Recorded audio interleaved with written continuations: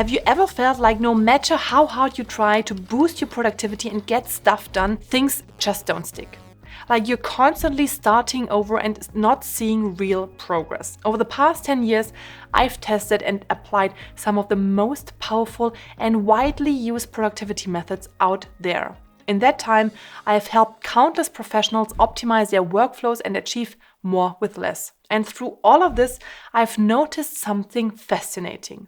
There's a critical point where everything starts to click. Here's the thing, it's not about quick fixes or magic tools that will solve your problems. In reality, it's about understanding how to create lasting change. So in this video, I'll share the turning point that transformed my approach to productivity and how you can use it to unlock results you didn't think were possible. Let's dive in. I guess you've probably heard people talk about the magic of 21 days. They say it's the time it takes to form a habit or make a real change. I've taken this popular idea and adapted it specifically to productivity. Over the years, I've tested countless methods and I found that improving productivity follows a clear 3-step process. That's how I developed the following framework. The first phase is the setup phase. This is where it all begins. It's the foundation stage where you're putting in the effort to form habits, create systems, and tackle one-off tasks. This phase leads up to the turning point, which happens around 21 days. That's when everything starts to click. Your efforts come together and you begin to see real progress. And finally, there's the momentum phase where productivity builds on itself and your results start to skyrocket. But why does this process take around 21 days? It's because productivity isn't just about doing more. It's about creating systems, forming habits, and solving those one-off issues that actually make your workflow smarter and more efficient. The first 3 weeks are all about laying the groundwork, rewiring your brain, learning new routines, and adjusting your workflow to become leaner and more effective. At around day 21, something incredible happens. The habits and systems you've been building start to feel natural. You're no longer forcing the progress. Things just begin to flow and you hit that crucial turning point. From there, it's all about maintaining momentum and building on your progress. If this still feels a bit too theoretical, don't worry. Let's break down each of these phases with practical actions you can take to skyrocket your productivity. Let's dive into the first phase of the framework, setup. This is where you lay the foundation for long-term productivity by focusing on 3 key areas: implementing systems, building habits, and tackling one-off tasks. The first step in the setup phase is to implement systems that will streamline your work and make productivity easier.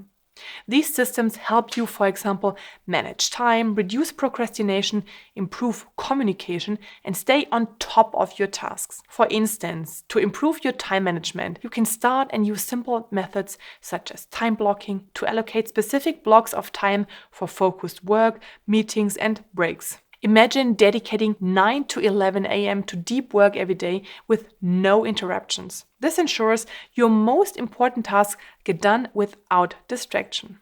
Another effective system is the Pomodoro technique, where you work in 25-minute focused sessions followed by 5-minute breaks.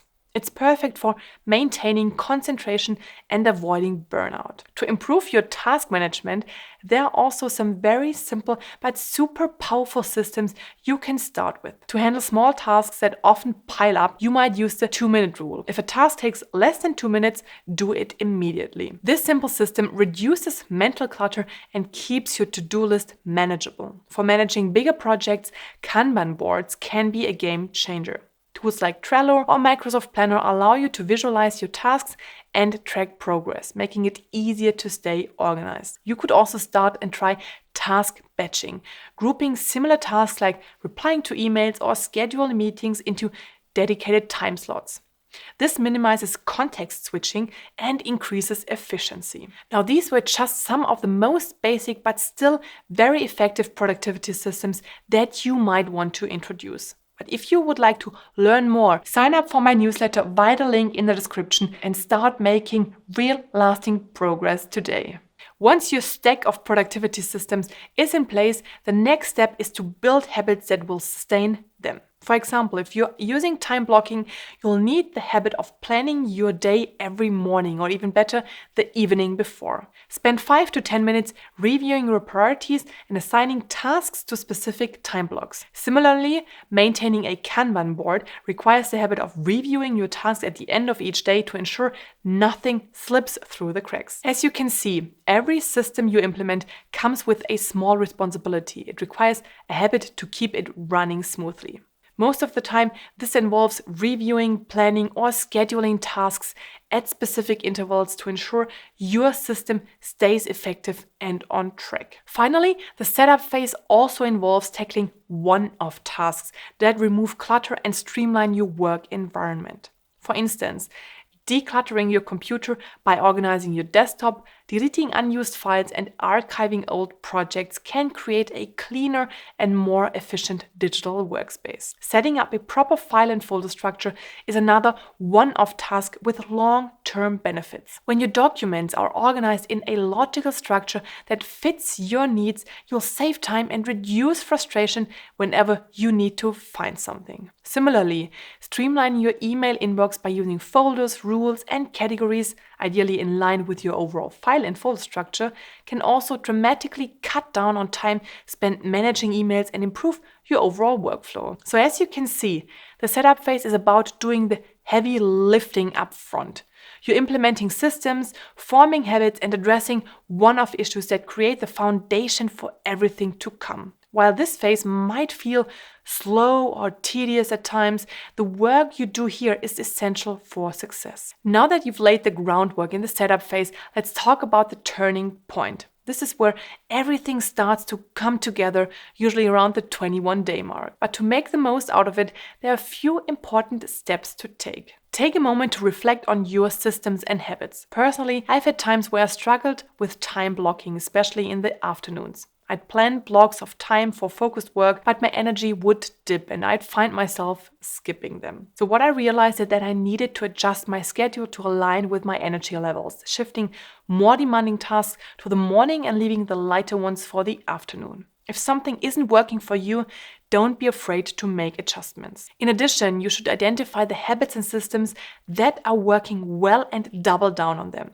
For instance, if task batching has helped you power through emails in half the time, commit to applying this method to other tasks like scheduling meetings or reviewing documents. Even though you've set up everything in step 1, don't underestimate that small tweaks at this stage can have a big impact. If your Kanban board feels overwhelming with too many tasks, break them into smaller, more manageable ones. Similarly, if your Pomodoro sessions feel too short, experiment with 30 or 40-minute focused blocks instead.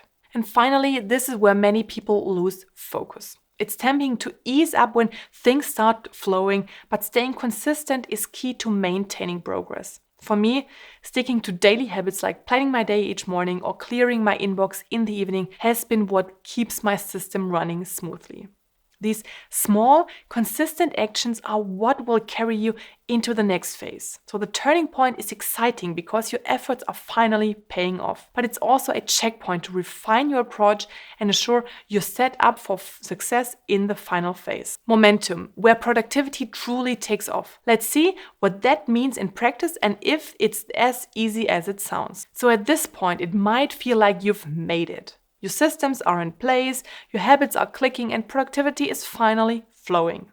But here's the thing, keeping the momentum going can be more challenging than you think. This phase is all about sustaining and amplifying the progress you've made so far, and the following strategies will help you do just that. Even with momentum, your systems aren't set in stone. They need to adapt as your workloads and priorities shift. For example, I recently added a quick wins column to my Kanban board to capture small tasks I can tackle in spare moments. This tweak kept my workflow efficient and prevented bottlenecks, especially during busy weeks. Also remember that momentum thrives on regular reflection. Take a few minutes at the end of each week or month to review your systems and habits. That's also what I do. So if you're using time blocking, ask yourself, did I stick to my schedule? If not, why? And addressing these small issues quickly ensures they don't snowball into bigger problems. Finally, protecting your momentum is critical. It's easy to let distractions or unexpected challenges derail your progress.